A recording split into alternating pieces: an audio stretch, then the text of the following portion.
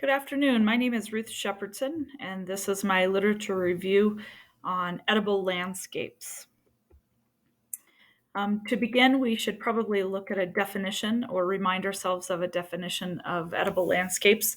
This is an area where productive plants that are at least partially safely edible for humans are in part of the landscape. It contains usually both food plants and ornamental or decorative type plants as part of the design features. Common things we see are fruit trees, nut trees, berry bushes, vegetables, herbs, as well as just plain ornamental plants and edible flowers. In some of the research that I did by Cited, we find that these plants are almost always used for both aesthetic value and food consumption, but one of the requirements from his research was that they are typically not produced for sale and that they typically replace plants that are just strictly ornamental with plants that produce food. And this could also include aromatic plants. Um, Edible landscapes can include food forestry, and you'll see that I went through quite a bit of research about food forestry and its role in societies and cities.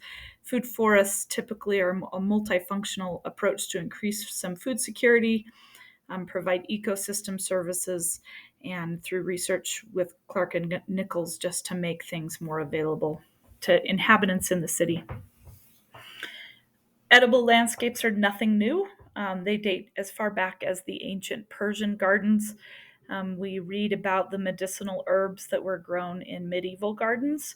But we saw a change during the time of Renaissance that those edible gardens became more places of leisure and places to enjoy than places for sustainable living. And so oftentimes they were transitioned into just plain fruit tree areas, um, and eventually transitioned into actually growing produce to sell to maintain the chateau area or maintain the household staff. It wasn't until the 19th century that we started to see suburban areas change into yards, and many edible components were replaced with lawns and shade trees. But we are seeing, according to the research, edible landscapes return to suburban areas.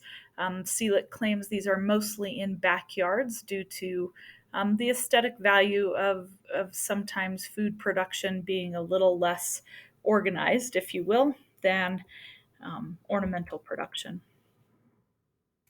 The overreaching question I asked as I researched was, where are edible landscapes realistic? And I really narrowed it down.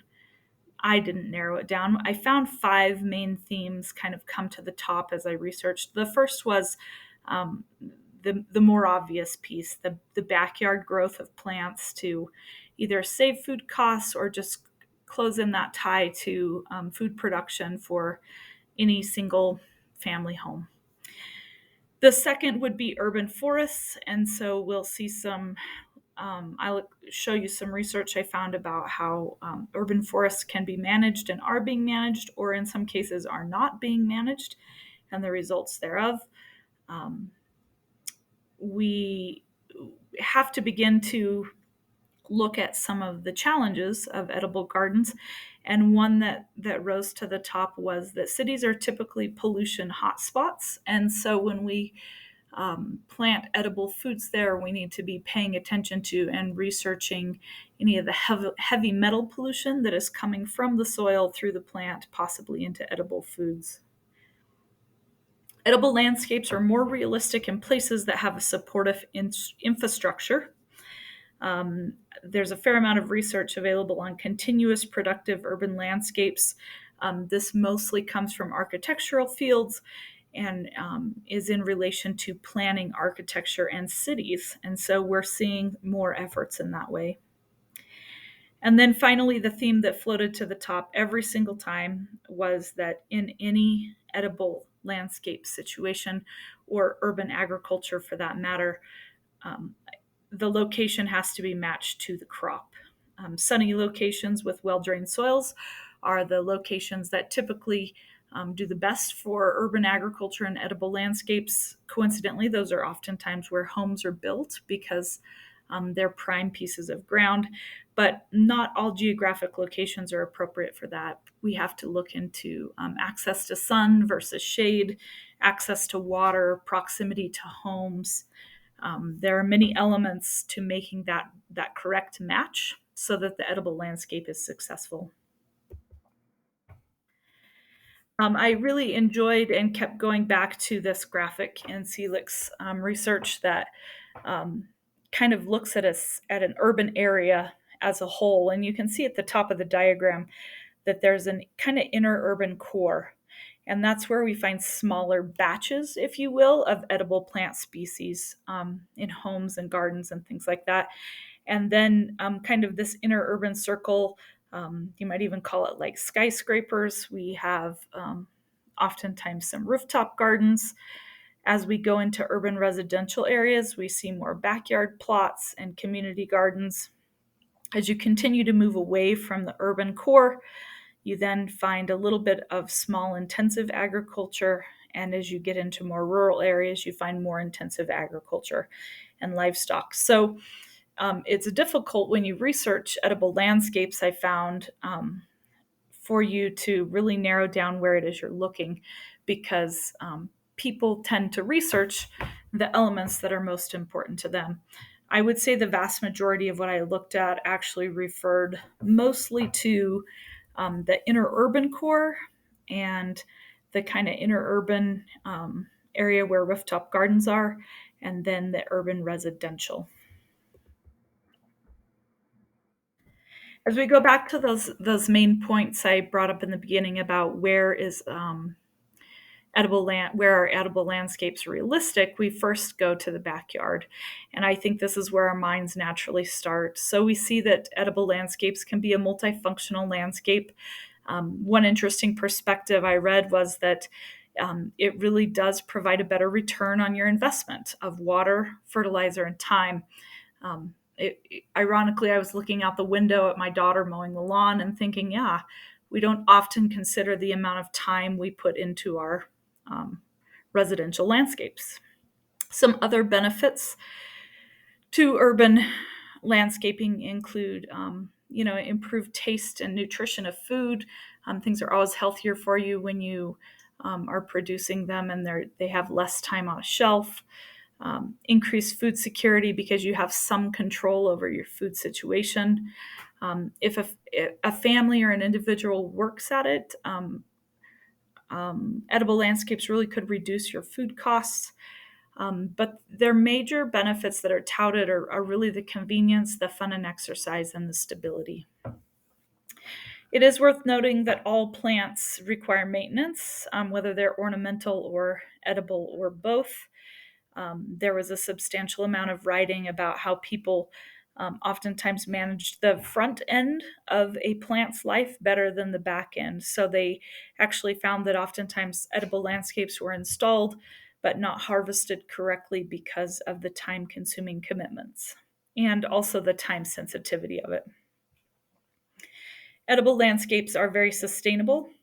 And one of the more important points that was made by Warden and Brown was that in a world where food insecurity is more and more common, this is one place for a community to make itself more food secure. The next aspect that I found great research on and actually was really new to me had to do with urban forests. Some of the more famous urban forests are in the Seattle, Washington area, and it was interesting to find out that their urban forests were actually planted very early, like late 1800s, early 1900s, and um, they've had to kind of shift that perspective of what the purpose of a forest is in order to make those urban forests also edible landscapes. Um, so in Seattle, Washington, they have found that for the most part in history, the idea has been a hands-off approach to urban forest management, to have them just be a product, if you will, that is enjoyed, and for us to encroach into edible landscapes, we have to now begin to see those forests as both providers of services and sources of goods. Some people feel like that's taking advantage of it. There's quite a bit of controversy on this subject. However, some of the research really shows that as those policies change and the trees are seen as sources of goods, the care for them and the responsibility towards them actually increases because of that.